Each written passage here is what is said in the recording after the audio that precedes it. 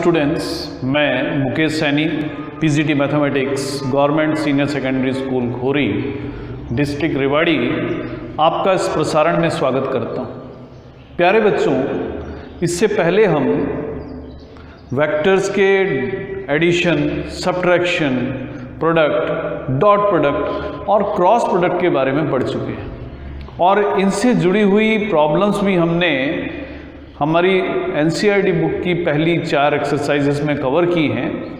अब इन्हीं पर बेस्ड कुछ और ऐसी प्रॉब्लम्स जो इन एक्सरसाइज में कवर नहीं हो पाई हैं वो हम मिसलेनियस एक्सरसाइज में लेंगे। आज हम मिसलेनियस एक्सरसाइज की शुरुआत कर रहे हैं। जो हम पहला क्वेश्चन ले रहे हैं मिसलेनियस एक्सरसाइज से, उसमें हमें एक यूनिट वेक्टर लिखना है, यूनिट वेक्टर इन एक्स वाई प्लेन। अब कैसा है वो, अब उस वेक्टर के बारे में हमें जानकारी दी गई है कि which makes an angle of 30 degree with the positive direction of x axis. ऐसा वेक्टर है जो positive direction of x axis से 30 डिग्री का एंगल बनाता है। तो हम एक 2 डायमेंशनल प्लेन लेते हैं, ये एक्स एक्सिस है, ये वाई एक्सिस है। कोई वेक्टर है जो 30 डिग्री का एंगल बना रहा है positive direction of x axis के साथ में, तो ये वो एंगल है। सपोज ये वेक्टर OP है। अब हमें ये बताया गया है कि OP का मैग्नीट्यूड 1 यूनिट है। तो गिवन है कि वेक्टर OP, क्योंकि यूनिट वेक्टर है तो इसका मैग्नीट्यूड 1 यूनिट है। अब इस वेक्टर OP को मैं कंपोनेंट की फॉर्म में लिखना चाहूँगा और इसके लिए मैं एक परपेंडिकुलर ड्रा कर देता हूँ। सपोज PL वो परपेंडिकुलर है। अब वेक्टर OP का मतलब होगा vector OL plus vector LP। तो मैं इसके लिए इस ट्राइंगल OLP में OL और LP की वैल्यू फाइंड करना चाहूँगा। तो इसके लिए मैं cos 30 डिग्री की वैल्यू फाइंड करता हूँ। cos 30 डिग्री की वैल्यू इस ट्राइंगल OLP में OL अपॉन OP के बराबर। यानी आप कह सकते हैं कि जो OL होगा वो OP cos 30 डिग्री होगा। अब OP का मैग्नीट्यूड तो 1 यूनिट है, यानी OL की अगर लेंथ की बात करें तो वो उतनी होगी जितनी cos 30 डिग्री की वैल्यू है। और cos 30 डिग्री की वैल्यू आप जानते हैं √3/2।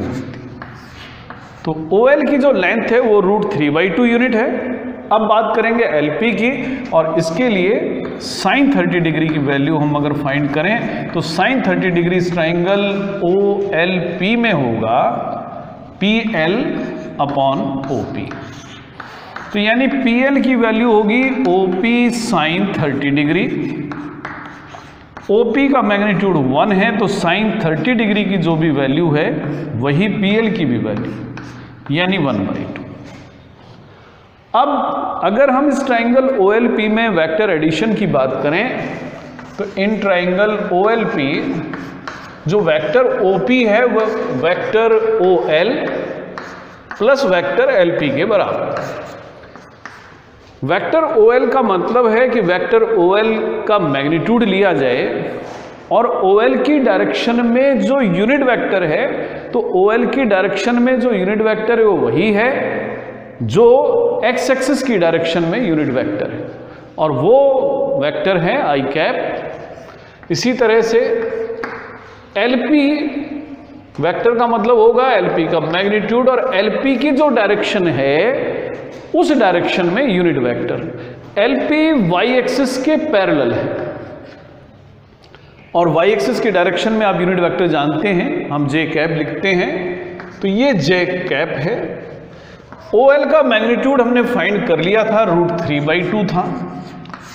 तो वेक्टर OP होगा √3/2i, और इसी तरह से जो PL या LP का मैग्नीट्यूड 1/2 था और डायरेक्शन थी इसकी वेक्टर J। तो यही हमारा वेक्टर OP है। तो वेक्टर OP हुआ √3/2i प्लस 1/2j। अब जो दूसरा क्वेश्चन हम ले रहे हैं, 2 पॉइंट्स हमें गिवन है जो स्पेस में है, जिनका नाम P और Q है। P पॉइंट्स के कोऑर्डिनेट्स हमें गिवन है, Q पॉइंट्स के भी कोऑर्डिनेट्स हमें गिवन है। तो P पॉइंट के कोऑर्डिनेट्स हैं x1, y1, z1 और Q पॉइंट के कोऑर्डिनेट्स हैं x2, y2, z।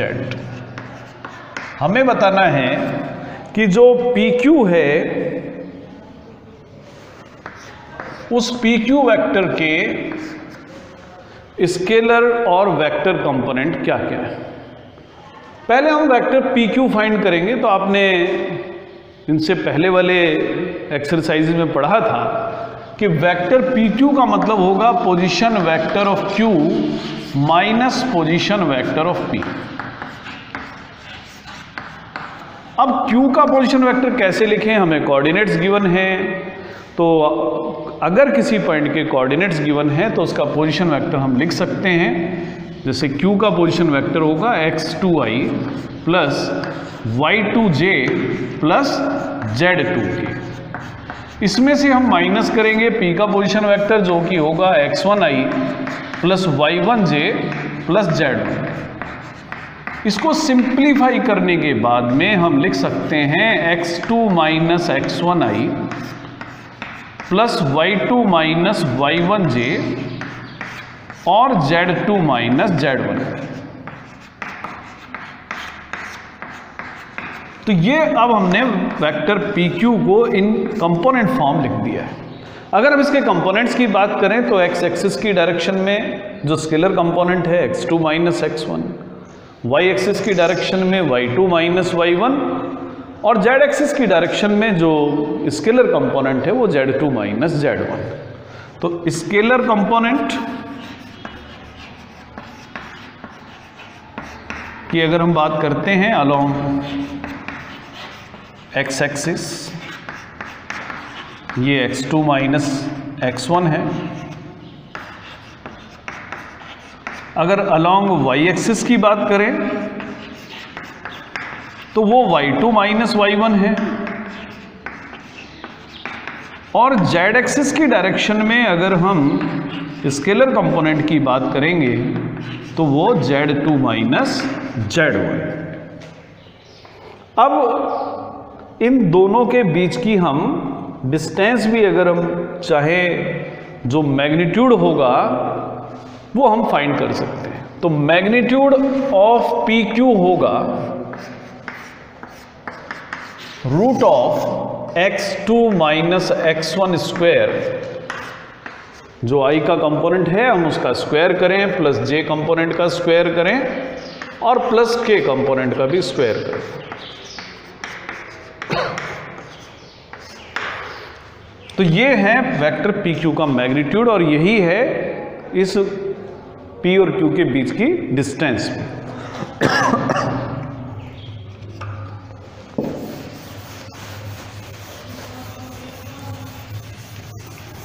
अब थर्ड जो क्वेश्चन है हमारा उसको हम एक बार पढ़ लेते हैं। थर्ड क्वेश्चन है कि एक लड़की 4 किलोमीटर वेस्ट डायरेक्शन में चलती है।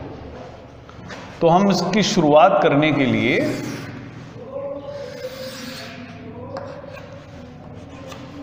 हम ओरिजिन से शुरुआत करते हैं। तो यहां से कोई लड़की 4 किलोमीटर जाती है, वेस्ट डायरेक्शन में जाती है।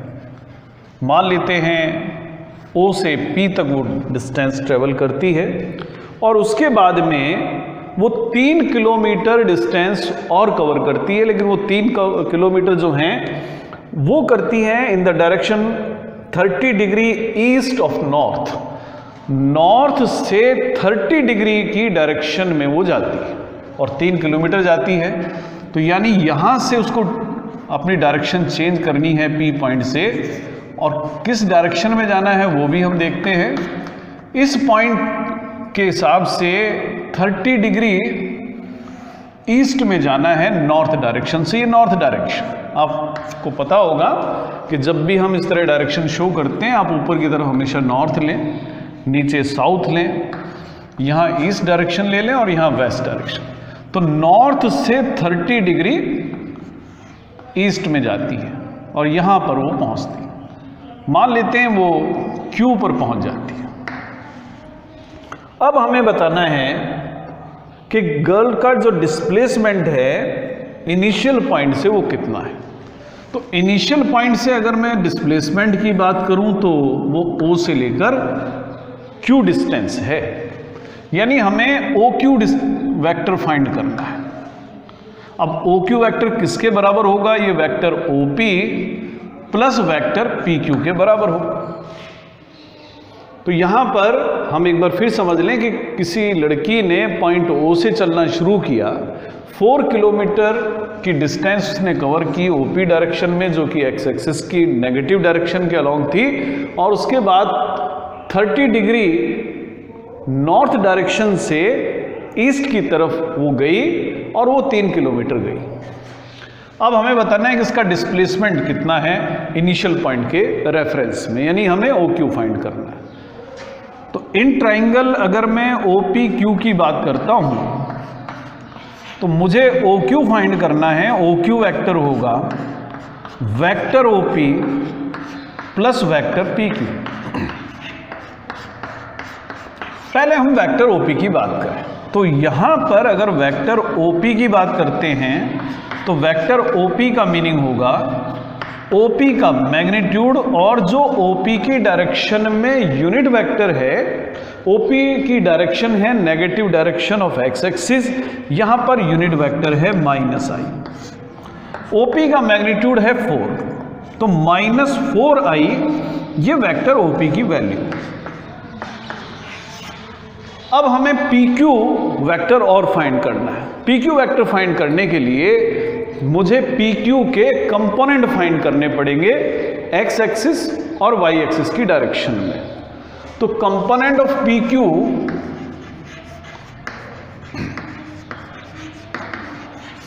अलोंग एक्स एक्सिस, अगर एक्स एक्सिस की डायरेक्शन में इसका कंपोनेंट देखें तो ये होगा PQ का मैग्नीट्यूड, और ये जो एंगल है ये आप देख रहे हैं 30 डिग्री बना है। अगर ये एंगल 30 डिग्री है तो ये एंगल 60 डिग्री होगा। तो PQ का एक्स एक्सिस के अलोंग जो कंपोनेंट होगा वो होगा PQ cos 60 डिग्री।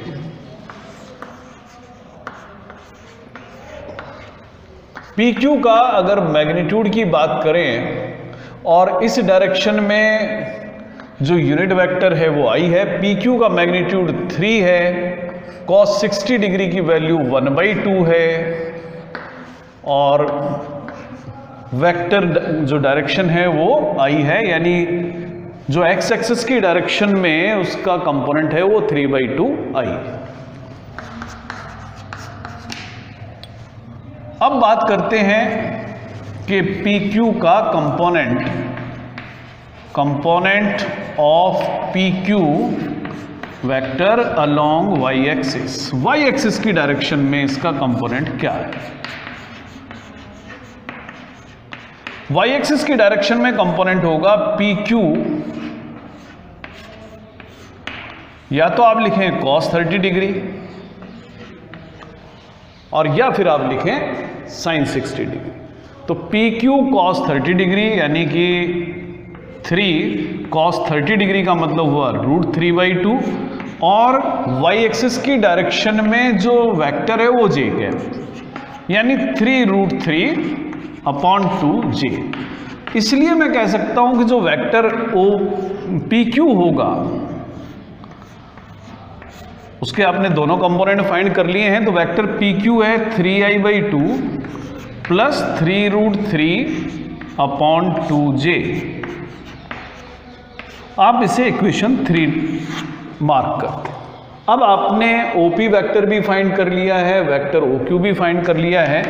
तो यूजिंग 2 और 3, 2 और 3 दोनों का यूज हम वेक्टर OQ में फाइंड पुट कर देते हैं। तो वेक्टर OQ की जो वैल्यू होगी वो होगी वेक्टर OP जिसकी वैल्यू -4i है, प्लस वेक्टर पी क्यू यानी 3i/2 प्लस 3√3/2j। यहाँ i के दो कंपोनेंट हैं, इन दोनों को हम साथ रख लेते हैं। 2 हम एलसीएम ले लें तो -8i प्लस 3i, 2 से हमें डिवाइड करना है, प्लस 3√3/2j। तो यानी वेक्टर OQ को हम लिखेंगे -5i/2 प्लस 3√3/2j। तो ये है displacement of the girl from the initial point. अब जो हम अगला क्वेश्चन ले रहे हैं, ये क्वेश्चन नंबर 5 है।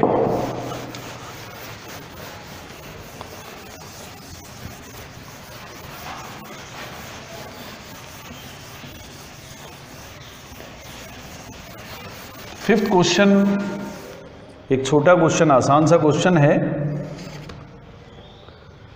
कि हम एक वेक्टर गिवन है, वेक्टर है x इंटू आई प्लस जे प्लस के,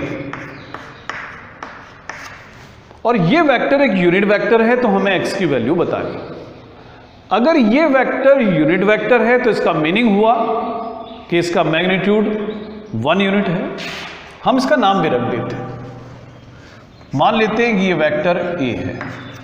तो हमें गिवन है कि वेक्टर a यूनिट वेक्टर है, इसका मीनिंग हुआ कि वेक्टर a का मैग्नीट्यूड 1 है, और इसका मीनिंग है कि root of x square plus x square 1 के बराबर। हमने किस तरह से लिखा है कि यहां पर i का कोफिशिएंट भी x है, j का कोफिशिएंट भी x है, k का कोफिशिएंट भी x है, यानी √3x स्क्वायर 1 के इक्वल है। आप इसको सॉल्व करेंगे तो √3x 1 के बराबर है। जब आप स्क्वायर रूट को सॉल्व करेंगे तो राइट साइड में 2 साइन लगाएं, प्लस और माइनस, तो x की जो वैल्यू है प्लस माइनस 1/√3 कुछ भी हो सकती है। अगर x की वैल्यू पॉजिटिव 1/√3 होगी तो भी ये वेक्टर एक यूनिट वेक्टर रहेगा। अगर x की वैल्यू -1/√3 होगी तो भी ये वेक्टर एक यूनिट वेक्टर ही रहेगा। अब अगला जो क्वेश्चन हम ले रहे हैं, ये 6th प्रॉब्लम है। 6th और 7th दोनों एक जैसी प्रॉब्लम है, तो इनमें से हम एक प्रॉब्लम ले लेते हैं। फिलहाल हम 6th प्रॉब्लम ले रहे हैं। 6th प्रॉब्लम है कि find a vector of magnitude 5 units and parallel to the resultant of the vector. दो वेक्टर्स गिवन है, 2i प्लस 3j माइनस के, ये हमारा पहला वेक्टर है, इसका नाम a है, और दूसरा वेक्टर जो हमें गिवन है वो i minus 2j plus k। अब हमें a और b की जो रिजल्टेंट डायरेक्शन है उस डायरेक्शन में 5 यूनिट का एक वेक्टर फाइंड करना है। तो पहले तो हम ये देखते हैं कि a और b का जो रिजल्टेंट वेक्टर है वो क्या हो। तो resultant vector of a and b, तो resultant vector of a and b होगा, उसे हम 1 प्लस b से शो करें।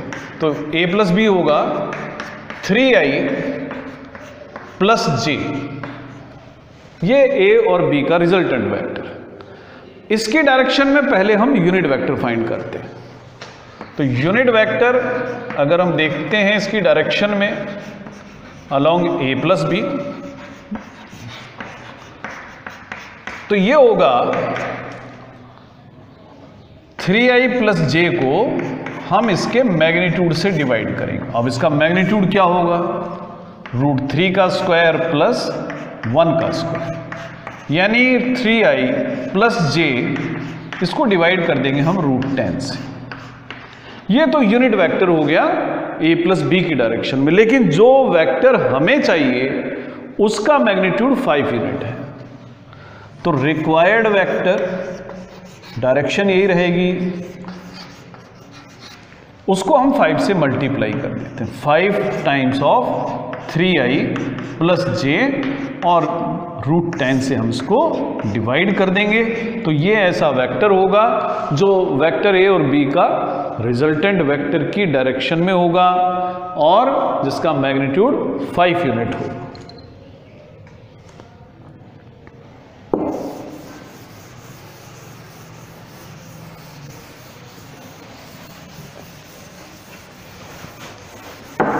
ऐसा ही हम 7th क्वेश्चन भी कर सकते हैं।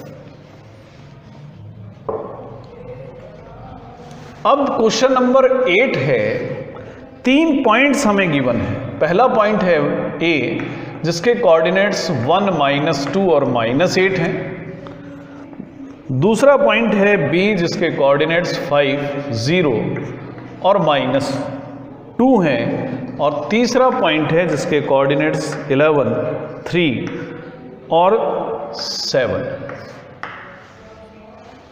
इस क्वेश्चन में हमें प्रूव करना है कि ये तीनों पॉइंट A, B और C कोलिनियर पॉइंट्स हैं और उसके बाद में हमें ये भी शो करना, ये मालूम करना है कि जो A, B, C अगर एक ही लाइन में हैं तो B पॉइंट AC को किस रेशो में डिवाइड करता है। तो पहला काम हम करते हैं कि कैसे इनको कोलिनियर प्रूव करें। इसके लिए हम कई तरीके अपना सकते हैं। फिलहाल हम वेक्टर ए बी फाइंड करें। अब वेक्टर ए बी का मीनिंग होगा कि position vector of B minus position vector of A. अब बी का पोजीशन वेक्टर जो है वो है 5i माइनस 2k। इसमें से हम माइनस करेंगे i minus 2j minus 8k को। सॉल्व करने पर हमें मिलेगा 4i प्लस 2j, क्योंकि यहां तो j है ही नहीं, 0 है। और k के कोएफिशिएंट होंगे 8k पॉजिटिव और 2k नेगेटिव, यानी प्लस का 6k। हम चाहें तो इसको इस तरह से भी लिख सकते हैं, 2 कॉमन ले लें, 2i plus j plus 3k। ये वेक्टर ए बी है। अब वेक्टर ए बी के बाद में हम वेक्टर बी सी फाइंड कर लें। तो वेक्टर बी सी फाइंड करते हैं। तो वेक्टर बी सी जो होगा 11 माइनस 5, हम सीधा लिख देते हैं 11i plus 3j plus 7k, और इसमें से हम माइनस करेंगे b का पोजीशन वेक्टर जो कि 5i माइनस 2k, यानी 6i प्लस j तो है नहीं 3j और 7k प्लस 2k यानी 9। इसमें से आप 3 कॉमन ले सकते हैं।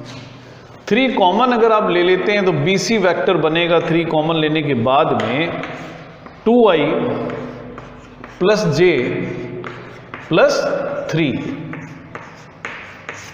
तो वेक्टर BC को हम लिख सकते हैं 3 टाइम ऑफ। अगर आप यहां से देखें कि 2i plus j plus 3k को वेक्टर AB अपॉन 2 लिखा जा सकता है। तो वेक्टर AB अपॉन 2 हम इसको लिख देते हैं।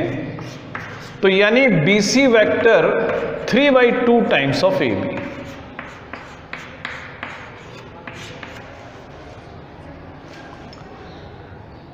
इस रिलेशन को हम समझें।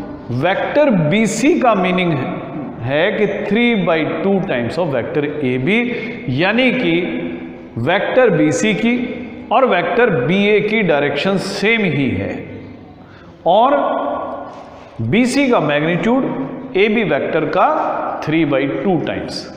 इसका मीनिंग हुआ कि ये तीनों जो पॉइंट्स हैं एक ही लाइन में हैं।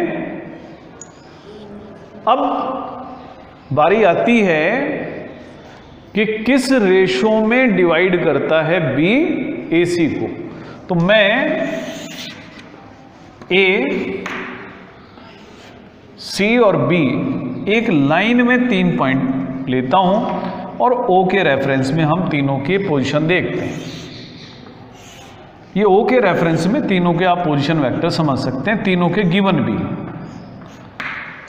तो हम मान लेते हैं कि जो बी पॉइंट है वो AC लाइन सेगमेंट को लैम्डा रेशो 1 में डिवाइड करता है और वो रेशो हमें फाइंड करना है। पॉइंट्स हमें गिवन है। पॉइंट ए एक बार मैं लिख देता हूं 1 - 2 - 8, बी है 5 0 - 2 और सी के कोऑर्डिनेट्स दे रखे हैं 11 3 7। तो जब भी आपको रेशो मानना हो तो मान लेते हैं कि let point B divides line segment AC in lambda ratio 1, और इस वजह से मैं position vector of B find कर सके। हमने सेक्शन फॉर्मूला पढ़ा था, तो उसमें हमने पढ़ा था कि अगर A और B दो पॉइंट्स A और B के पोजीशन वेक्टर हैं और कोई पॉइंट C इनको m रेशो n में डिवाइड करता है, तो C का पोजीशन वेक्टर जिसे हम OC से डिनोट करते हैं m time of B plus n time of A upon m plus n होगा अगर C इनको इंटरनली डिवाइड करता है।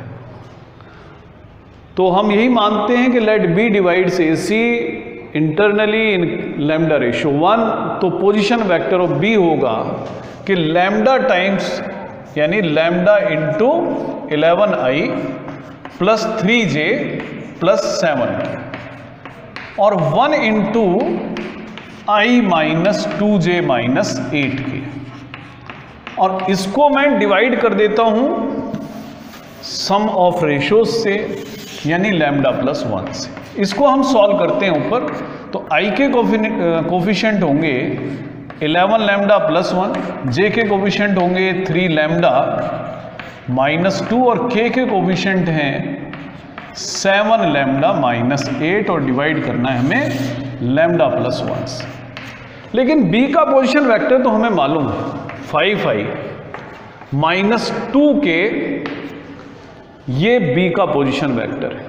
अब इस एक्सप्रेशन में दो वेक्टर्स लिखे हुए हैं, दोनों इक्वल हैं और दोनों इक्वल तभी होंगे जबकि इनके कॉरस्पॉन्डिंग कंपोनेंट्स इक्वल हों। हम यहाँ पर i का कंपैरिजन कर लेते हैं। अगर i कोफिशिएंट की बात करें तो लेफ्ट साइड में 5 है और राइट साइड में 11 lambda plus 1 upon lambda plus 1। तो 5 लैम्डा प्लस 5 की वैल्यू 11 लैम्डा प्लस 1 मिलती है। जब हम सॉल्व करेंगे तो हमें मिलेगा कि 6 लैम्डा इक्वल टू 4 और लैम्डा इक्वल टू 4/6 यानी 2/3। तो रेशो की अगर हम बात करेंगे तो रेशो इज 2/3 रेशो 1 या 2/3 भी हम इसे बता सकते हैं। इसका मीनिंग हुआ कि जो B है वो AC को ज्वाइन करने वाले लाइन सेगमेंट को 2/3 में इंटरनली डिवाइड करता है और यही हमें फाइंड भी करना था। तो अब ये B पॉइंट ऐसा है जो AC को 2/3 में डिवाइड कर रहा है। इसका मतलब ये एक ही लाइन में है और इससे पहले हमने ये प्रूव भी कर दिया था इन टर्म्स ऑफ वेक्टर। तो ये बच्चों आज हमने मिसलेनियस एक्सरसाइज से कुछ प्रॉब्लम्स ली हैं। इसकी बची हुई प्रॉब्लम्स हम अगले लेक्चर में कवर करेंगे। आज के लिए इतना ही, धन्यवाद।